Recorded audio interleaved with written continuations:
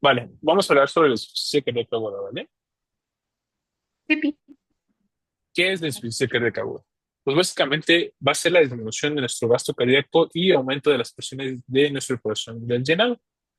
En México, tal no se conoce la incidencia, pero se cree que a nivel mundial es del 2%. Sin embargo, Ujú. en México las guías dicen que es del 4%, ya que la tasa de diabéticos es alta. ¿Cuál es la tasa de decesos Pipi. por insuficiencia cardíaca? Se cree que aproximadamente el 50% de los pacientes que son diagnosticados con esta patología llegan a fallecer a un periodo de 5 años. ¿Y cómo vamos a clasificar los estadios de insuficiencia cardíaca? A través de la American Heart Association y la American College of Cardiology, ¿no? ¿Y qué nos dicen? Hay cuatro estadios. La más utilizada en nuestro país va a ser la americana. Hay otra que es la europea, pero nos vamos a concentrar en la americana. El estadio A básicamente va a ser un alto riesgo de la insuficiencia cardíaca, pero el paciente, ojo, no va a presentar síntomas ni signos. En el estadio B va a haber una enfermedad cardíaca estructural desarrollada, que en este caso es una hipertrofia ventricular o una cardiomegalia, pero sin signos ni síntomas, ¿vale? El A y el B Ujú. no van a tener síntomas. En el caso del AB va a haber insuficiencia cardíaca sintomática con una enfermedad estructural adyacente. O sea, el paciente ya empieza a tener sensación de disnea, de fatiga, palpitaciones, mareos, presíncopes y va a tener una cardiopatía añadida como una cardiomegalia o una hipertrofia ventricular izquierda. Y en el caso en el estadio B, ya hay una enfermedad cardíaca estructural avanzada, ya esta cardiomegalia o esta hipertrofia ventricular ya avanzó a que nuestro tipo de función de contracción disminuye, ¿vale? Y además de que va a Ok. necesitar reposo para la movilidad, ya que en el mismo contexto de que no haga nada, va a sentir disnea. Tengo ¿Cuáles una son las? pregunta. Sí, ¿Cuál es la diferencia con la Nija? con la ninja. Llega a tener la diferencia en que igual los ponen en cuatro estadios, pero Ujú. la NIJA nos identifica el estado funcional, nos clasifica su función conforme a la actividad. Mm, A continuación lo puse también, pero básicamente la NIJA ok. se especifica en el estado funcional. Aquí Y este es más como se estructural. estructural y cardíaco, así Ok. es.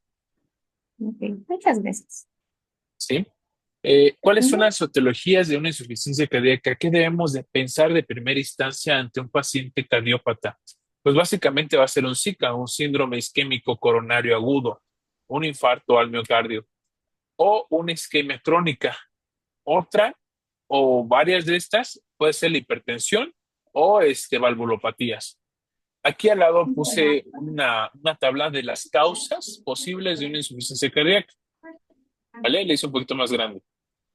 De primera Ujú. instancia va a ser la enfermedad arterial coronaria, la SICA, la hipertensión, un abuso excesivo de esta o altos niveles de la misma va a generar una distensión de la aurícula y per se del ventrículo. Después las valvulopatías. En el caso de que sea primaria, vamos a conocer que puede ser reumática, degenerativa o por una endocarditis. Y en caso de que sea secundaria, por una insuficiencia funcional o que ya venga por nacimiento congénito. También algo muy Ujú. importante que puede desencadenar una insuficiencia cardíaca es la fibrilación auricular, ¿vale? Tener en cuenta, si un paciente tiene o inicia con fibrilación auricular, es probable que en un futuro tenga insuficiencia cardíaca. Otro punto importante es de que debemos sospechar en procesos infecciosos, dentro de los cuales uno de los más importantes es la enfermedad de Chagas, que es Trypanosoma cruzi su vector básicamente. Y de toxinas, el alcohol y la cocaína. El alcohol va a haber un síndrome de corazón de fiesta, no sé si lo has escuchado, Nunca. ¿no? El síndrome de corazón de Ujú. fiesta es una cantidad excesiva de alcohol que va a generar en nuestro corazón una fibrilación auricular. Y la Ok. cocaína que per se puede generar una angina de Peyer's mental, que no es la etiología principal, pero genera una vasoconstricción en las arterias coronarias.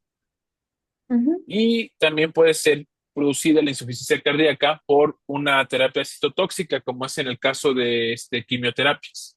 Quimioterapias. Ujú. Vale. ¿Cuál es el evento inicial de una insuficiencia cardíaca? ¿Cómo se nos va a presentar a nosotros un paciente? Pues básicamente va a haber una caída del gastro cardíaco, va a estar hipotenso claramente, y va a haber una taquicardia para compensar. Y esto va a representar una respuesta neurohumoral con el objetivo de generar una administración más importante del corazón hacia la economía de todo nuestro cuerpo. Que en específico, ¿cuáles son los órganos vitales, amor? Cerebro, pulmón. No, mm, Cerebro, sí. cerebro Cerebro, pulmón, pulmones, es corazón, cerebro, corazón, riñón y glándulas riñón, suprarrenales. Esos son el los pulmón, cuatro ¿no? órganos El de suma pulmón, ¿no? importancia. No, ¿vale? Y es pregunta de Ok. examen. Son cuatro. Corazón, Cerebro, cerebro, riñón y glándulas suprarrenales. ajá, ok, vale. Vale. Bueno, ¿cómo vamos a clasificar la insuficiencia cardíaca? Pues básicamente va a ser una cantidad impresionante de clasificaciones. Sin embargo, aquí les vamos a desglosar. La insuficiencia cardíaca se puede clasificar en FEBI. En esta, pues FEBI, que es fracción de eyección del ventrículo izquierdo. Y vamos a tener tres clasificaciones a partir de la FEBI. La FEBI reducida, que es a partir de que encontramos a través de un ultrasonido cardíaco o ecocardiograma, una fracción de eyección menor a 40. En el caso de que encontremos de 41 a 49, vamos a denominarla como una FEBI intermedia, y de mayor a 50 como una FEBI preservada o conservada. Ujú. ¿Cuál es el origen de una FEBI reducida? Pues básicamente va a ser el fallo de la contractilidad y de una dilatación progresiva del ventrículo como tal. Y en el caso de que, ¿cuál es la causa? Pues la mayoría, como ya lo repetí, es una isquemia miocárdica o una miocardiopatía dilatada. O sea, el corazón inicia con un aumento de la fuerza de contracción. Este corazón late, late, late. Y recordemos que el ventrículo izquierdo es más gordo que el derecho, pero por tantas veces que se está contrayendo y más fuerte que sucede en la hipertensión, el músculo se tiende a adelgazar. En vez de que sea un músculo cerrado así, se adelgaza el músculo, ¿Como una disminuyendo liga? la, si es, disminuyendo la capacidad de que este ventrículo aviente la sangre necesaria a toda la economía de nuestro cuerpo. Ujú. Y vámonos a pasar del otro lado. ¿Cuál es el origen de una insuficiencia cardíaca con FEBI preservada? Pues de que va a haber una distensión miocárdica y que se ve que va a haber, no al grado de la distensión, pero ya va a haber una distensión de las cavidades auriculares, ¿vale? Que van a Ujú. ser un pre. ¿En quiénes vamos a Sí. tener mayor prevalencia de una insuficiencia con FEBI preservada? Pues va a ser en ancianos, en obesos, en mujeres y en pacientes con hipertensión y fibrilación auricular de inicio. Y aquí puse el cuadrito sobre las diferencias entre reducida y preservada. Se cree que la prevalencia va a estar 50-50. Así como pacientes de preservada vamos a tener, va a haber de pacientes de reducida. En el caso de la reducida, aquí nos menciona en este cuadro que hay una mayor prevalencia de la insuficiencia cardíaca con FEBI reducida comparado al de FEBI preservada. Lo que ya había dicho, la FEBI en el caso de la reducida va a ser menos de 40 y en el caso de la preservada mayor a 50. Y como lo comento también, la insuficiencia cardíaca reducida va a haber una dilatación. Se va a hacer, en vez del ventrículo contráctil, se va a adelgazar, se va a dilatar. En el caso de la preservada, no. La hipertrofia del ventrículo izquierdo, lo mismo, va a ser escasa comparado al de la insuficiencia cardíaca preservada, en la cual todavía se va a conservar el músculo cardíaco. En una radiografía que podemos encontrar, en el caso de la reducida, vamos a encontrar una cardiomegalia y en el caso de la preservada no va a estar presente esta cardiomegalia. El tratamiento va a ser diferente, pero hay que individualizarlo.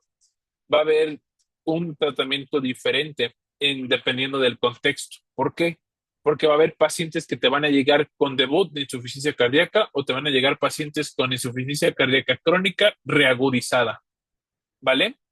Por eso plantea este cuadro diferentes tipos de tratamientos. Entre ellos, una piedra angular en la insuficiencia cardíaca son los diuréticos, ya que estos van a generar la principal manifestación, que va a ser la disnea y la presencia de edema. Podemos utilizar los YECA, los ARA, los INRA, que es el sacubitril con valsartán, o la hidralacina con nitratos, en el caso de que nuestro paciente sea afroamericano y no haya aceptado bien el tratamiento de base. Los betabloqueantes, la espironolactona o medicamentos ahorradores de potasio. Podemos utilizar la digoxina, que no siempre se utiliza. Hay un contexto especial para la digoxina. La desfibrilación automática, el desfibrilador automático implantable, perdón, que es el DAI. ¿Sí ves mi puntero? Sí, sí lo veo. El DAI es eso, un desfibrilador automático implantable. Es como un marcapasos. Y la terapia de resincronización cardíaca, que es el TRC. También en este caso no entran los medicamentos no dipiridínicos, que es el verapamilo y el dialticem, y antiarrítmicos, a menos de que sea miodarona, ¿vale? Acuérdate que si la arritmia está cabrona, miodarona. Amiodarona. Ajá. Atropina, a Ujú. trotar. Adenosina, a Sí, descansar, a descansar. ¿vale? Ujú. Y la valbradina, que es un medicamento que puede ser sustituto en pacientes que no toleran los betabloqueantes, ¿vale? Ujú. En el caso de la insuficiencia cardíaca con FEBI preservada, podemos denotar que podemos utilizar los betabloqueantes, el verapamilo y el dialtisem, y un manejo más controlado de las comorbilidades para no llegar a la insuficiencia cardíaca con FEBI reducida, ¿vale? Ujú. Sí, tengo En qué una pacientes pregunta. va? Sí, ¿Cuál es la PBI, digamos, en una persona normal? arriba de 50. Ok. Reserva, ya que esto nos Ujú. indica que tiene todavía Ok. función contráctil. Ujú. Las histologías que podemos encontrar, pues van a ser de las principales que acabo de mencionar. En el caso de una fiebre reducida, va a haber una cardiopatía isquémica, la miocardiopatía dilatada, las valvulopatías y la miocarditis. En el caso de la Ujú. preservada, va a haber la hipertensión, la miocardia hipertrófica, la miocardia restrictiva y la enfermedad pericárdica, Ujú. ¿vale? Sí, pi. ¿Cuáles van a ser los factores que pueden desencadenar? Como lo había mencionado, te van a llegar pacientes de insuficiencia cardíaca aguda o pacientes con insuficiencia Ujú. cardíaca crónica reagudizados. Y básicamente la frecuencia va a ser que va a ser infecciones concomitantes, porque estos pacientes van a estar inmunosuprimidos, el abandono, el mal apego al tratamiento de los diuréticos, la alimentación, que los pacientes tengan cantidades importantes de una dieta rica en sal y el empleo de AINES. Y como te lo Sí, pi. comenté, va a haber diferentes tipos de clasificaciones de la insuficiencia cardíaca. Ya vimos una que es de FEBI, ¿no? Ujú. Vamos a tener la aguda, la crónica, de gasto alto, de gasto bajo, y si es de izquierda o derecha, Ujú. ¿vale? Y yo, Sí, pi. navegando en internet, buscando, digo, tiene que aprender mi novia que es insuficiencia cardíaca. Dije, me encantó mucho este cuadro. Como tú verás, Este cuadro nos indica que hay presencia de insuficiencia cardíaca, nada más. Si es de Sí. izquierda o es de Ujú. derecha, está un poquito de más, pero me gustó mucho porque tiene la mnemotecnia, desprecia el TDAH, ¿no? Y vamos a Mm. tener que diagnosticar insuficiencia cardíaca cuando vamos a tener dos criterios mayores o un mayor más dos menores, ¿vale? Y los Ok. que muestro del lado izquierdo es los criterios mayores. No los voy a nombrar todos, nada más los más importantes, pero dentro de ellos son estos dos: la disnea paroxística nocturna, el edema agudo de pulmón y que presente estertores crepitantes, ¿vale? Mm. Y en el caso de los Sí. menores, se nos va a hacer importante identificar la taquicardia, que sea mayor a 120 latidos por minuto, porque el paciente se está viendo hipotenso, necesita compensar, entonces el corazón trata de bombear más rápido para la distribución sanguínea, ¿no? Y en el Sí. caso de aumento de líquidos de miembros inferiores, puede ser independiente, ya que lo podemos ver en una insuficiencia hepática y en una insuficiencia renal.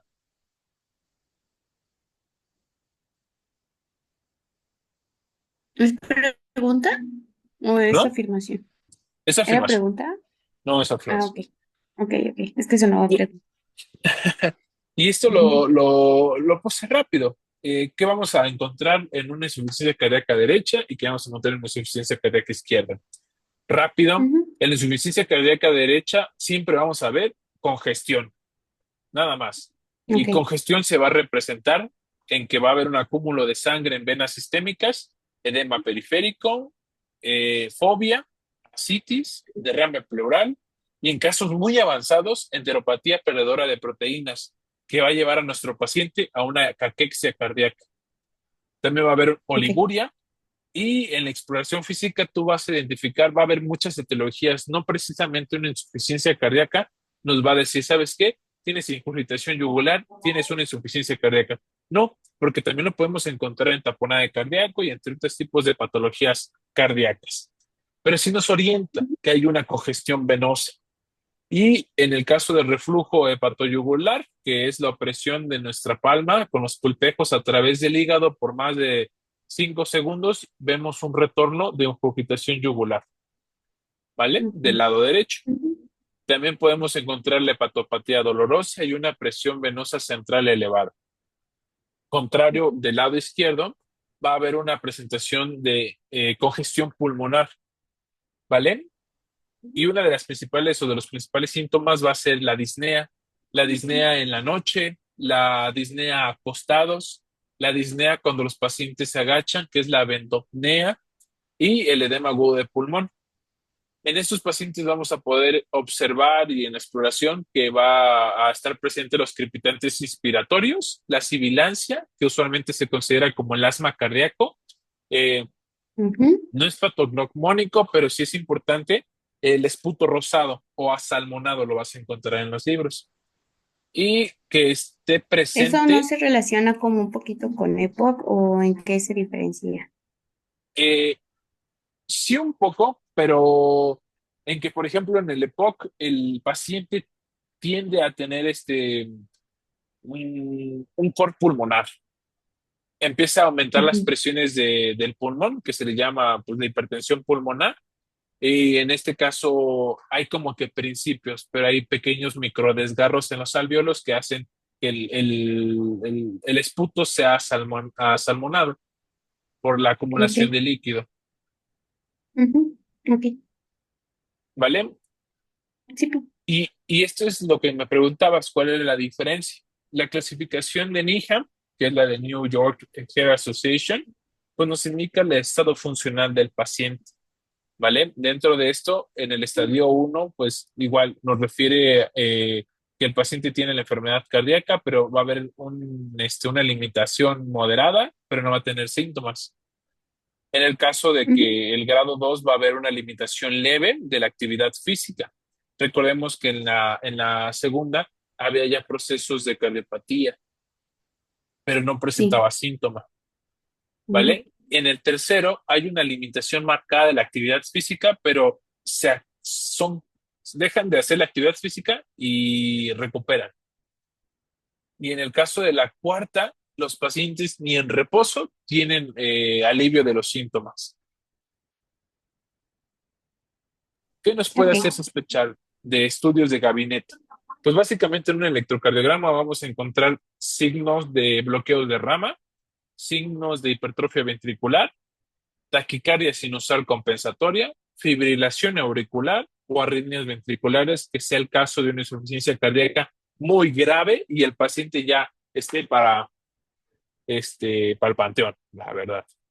Entonces, en el caso de que estemos ok, con un paciente y le tomemos una placa, lo más seguro que podemos encontrar es una cardiomegalia, una redistribución vascular, el edema bronquial y para los puristas, un infiltrado alveolar difuso perihilar bilateral o alas de mariposa,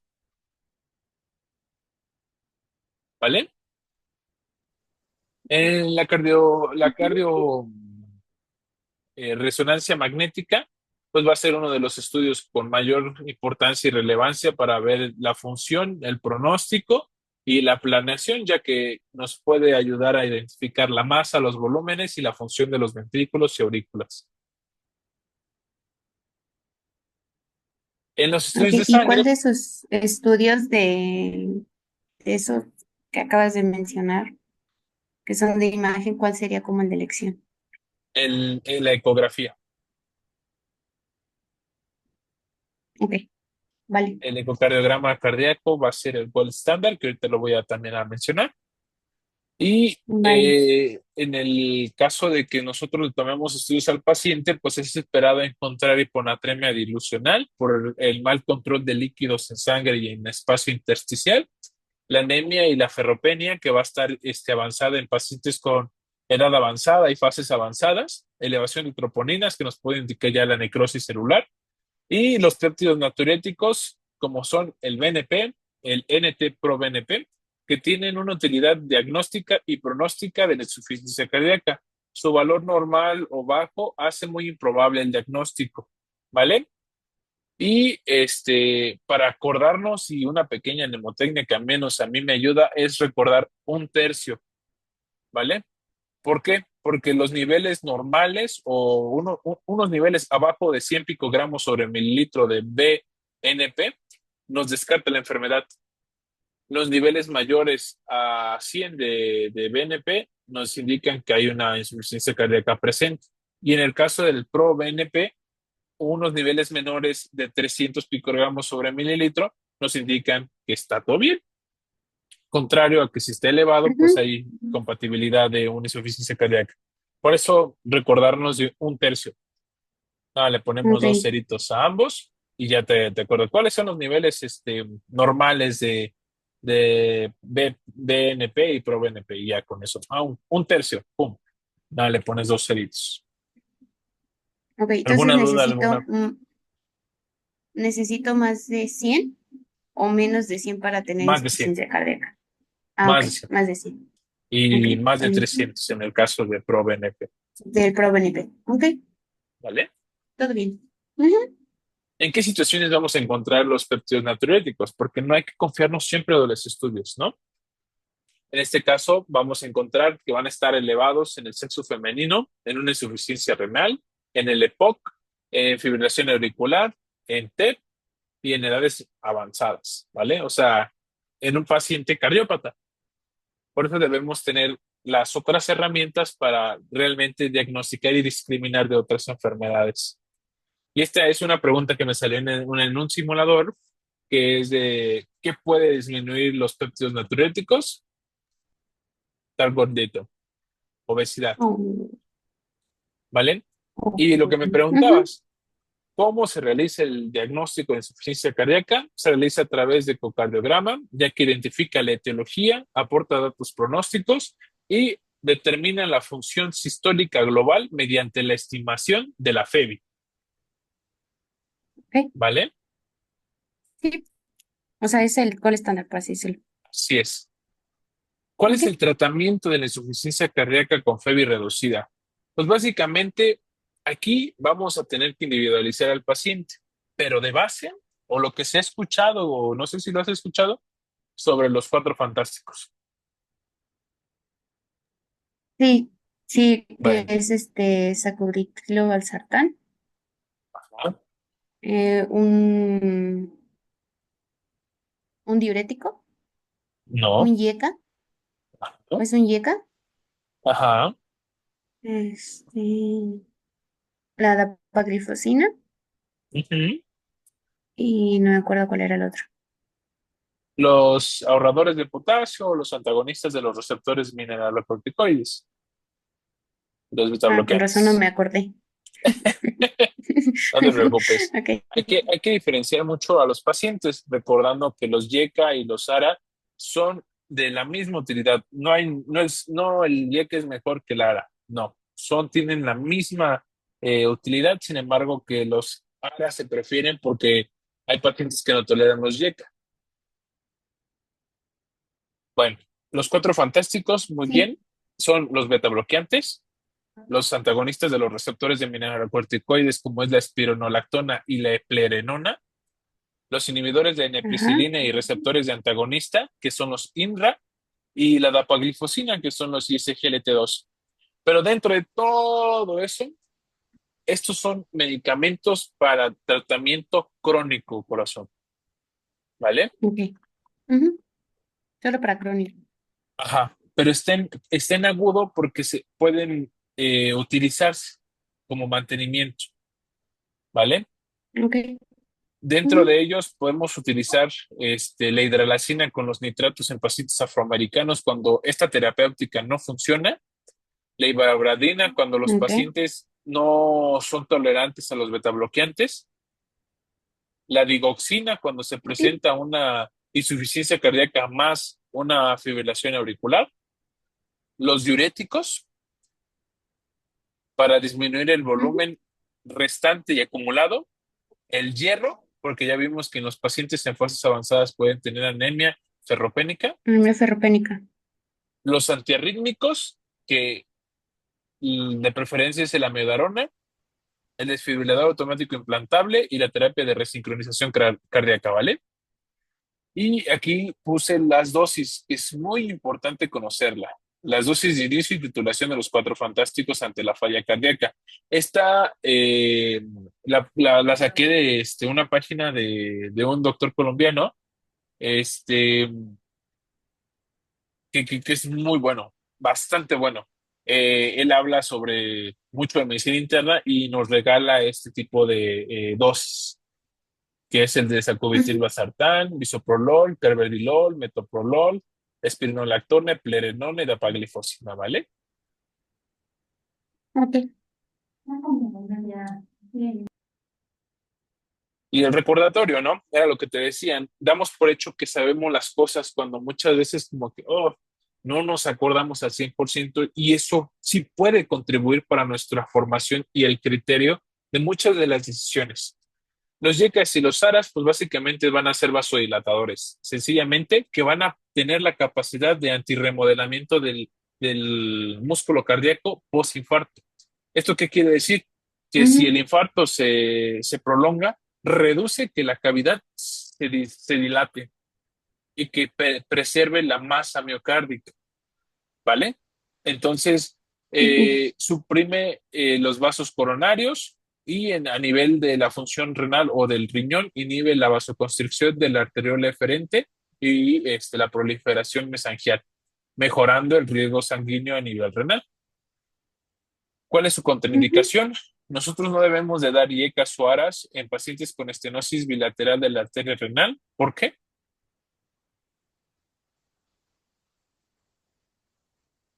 Pues porque actúan a ese nivel, ¿no? Porque genera vasoconstricción. Entonces, si ya hay una Pero ahí dice, son estenosis, vasodilatadores. ajá, pero a nivel renal,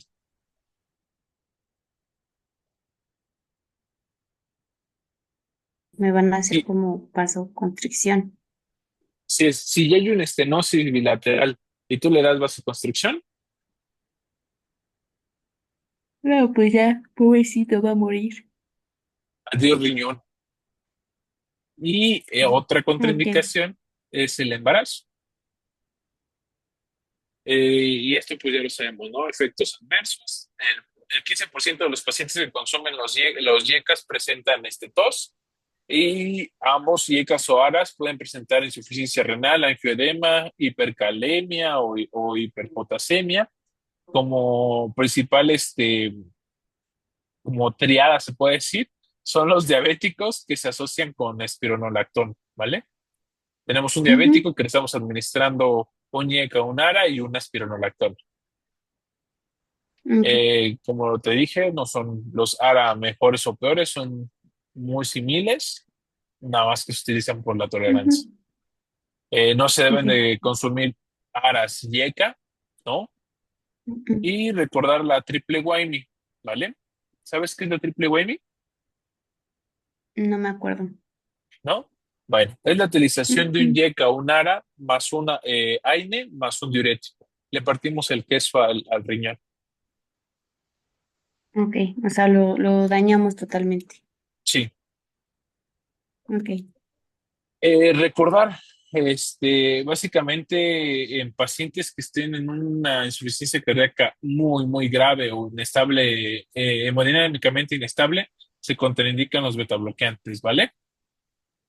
ok, También es una contraindicación administrar beta bloqueante en pacientes asmáticos, con EPOC, con enfermedad arterial periférica, en ciertos pacientes que son diabéticos, con descompensación aguda de insuficiencia cardíaca que estén hemodinámicamente inestables, que presenten bloqueos atrioventriculares y angina de Pils mental, ¿vale? ok, En el caso de la ujú, espironolactona o la eprenona, pues su mecanismo va a ser de ahorrador de potasio y van a actuar a nivel del tubo distal y colector, antagonizando la aldosterona.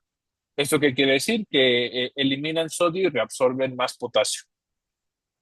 ok, Se prefiere la eplerenona más que la espironolactona porque la espironolactona genera mastalgia, digo, genera ginecomastia dolorosa. ok. Entonces, Entonces, una. sí, se prefiere, pero como es más cara, pues la mayoría tiende a comprar la espironolactona, ¿no?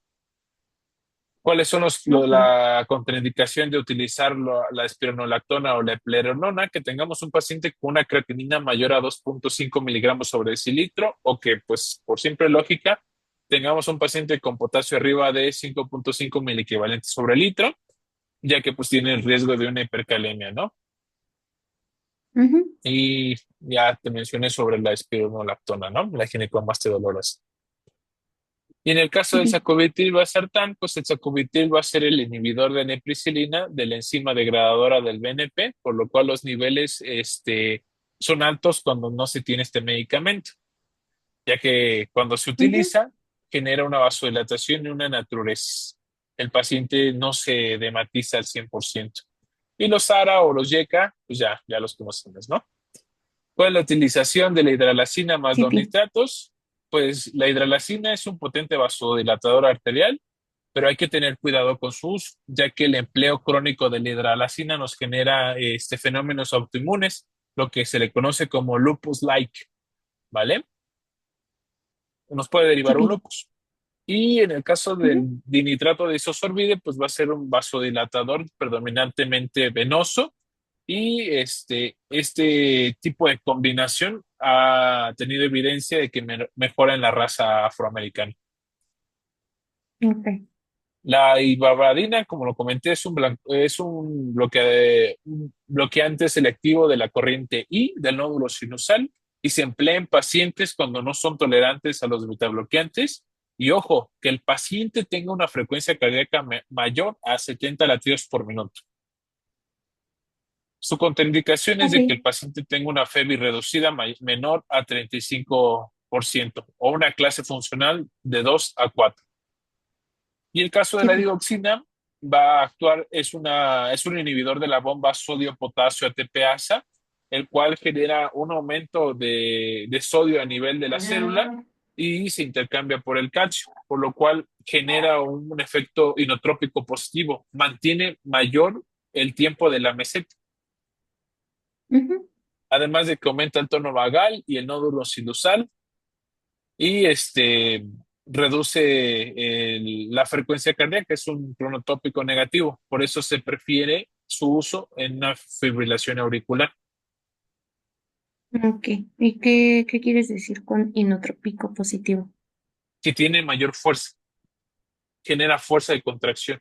Inotropismo es Mm, fuerza, pero notropismo es tiempo o frecuencia. ok, entonces como que potencia al Así corazón, es, por así decirlo. así es. Ok. Ujú, ¿Cuándo se debe de utilizar? Pues en combinación cuando tenemos una etiología de insuficiencia cardíaca y una fibrilación auricular, ¿vale? Y sí, bien. esto genera una reducción de la hospitalización de los pacientes. Su rango terapéutico es de 0,5 a 1 nanogramos sobre decilitro, por lo cual es frecuente la intoxicación, ¿vale? Las principales Sí. manifestaciones de un paciente que sea intoxicado por digitálicos va a ser que tenga diarrea y alteraciones visuales, ¿vale? ¿Y Ujú, cómo vamos a saber que un paciente está intoxicado? Pues vamos a identificar un descenso del segmento ST y se va a denominar como cubeta digitálica o signo de bigote de Dalí. No siempre indica intoxicación de digitálicos, ¿vale? Según el libro de CTO de cardiología, pero en la mayoría sí, ¿eh? Yo en la unidad ujú. coronaria ahí con el maestro Irving, me acuerdo ver a un paciente y sin duda alguna vi que estaba intoxicado, perdón, de digitálicos. ¿Cuál va a ser el manejo? Ok. Va a ser Oye, un retiro. segundito. Es que creo que se va a acabar en un minuto. Ok, me apuro, ya casi termino, ¿eh? No, entonces si quieres, como que para nada más de la grabación. Ok, A ver si con eso, para que se guarde. ya, Ajá. Y vamos a ver si nos deja. Que creo que ya no. A mí me parece que sigues grabando. ya lo quité.